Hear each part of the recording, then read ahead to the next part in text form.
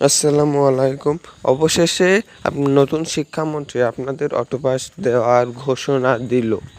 শিক্ষা বোর্ড থেকে পাওয়া তথ্য, আজকে পুরো বিষয়বস্তু দেখবেন, পুরো ভিডিও দেখবেন, স্কিপ করে দেখবেন না। হয়তো ভিডিওর কোয়ালিটি হয়তো বা খারাপ হতে পারে, কিন্তু নিউজটা খুবই সত্য বা নিউজটা 100% কারেক্ট। তো আজকের আপনাদের অটোপাস দেওয়ার সিদ্ধান্ত দিয়েছে শিক্ষা বোর্ড। অবশেষে আপনাদের যে কতটা খুশির খবর তা আমি বলে বোঝাতে পারবো না, হয়তো বা আপনারাও এটা বলে বোঝাতে পারবেন না। তো আপনাদের এটা দিয়েছে ঠিক আছে, কিন্তু একটা শর্তে। কী শর্তে? যদি আপনাদের সামনের মাসের যদি 11 তারিখে পরীক্ষাটি অনুষ্ঠিত না হয়, তাহলে আপনাদেরকে অটোপাস দেবে। তার বাদে আপনাদেরকে কোনোভাবে অটোপাস দিতে নারাজ শিক্ষা বোর্ড। তো এই শর্তটি মানতে হবে।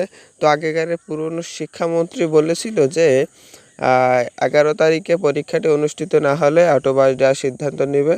তো এবারও কিন্তু তাই হলো, দেখা যাক এবারে অটোপাস দেয় কিনা।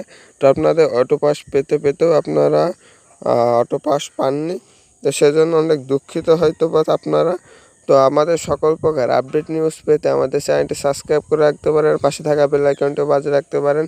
এখন সবাইকে জানাচ্ছি সালাম, আসসালামু আলাইকুম।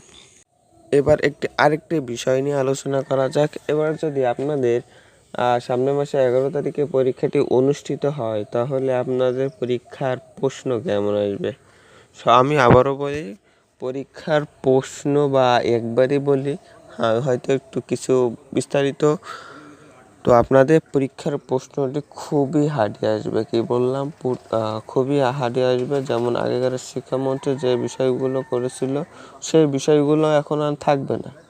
আপনাদের সব কিছু পরিবর্তন হচ্ছে।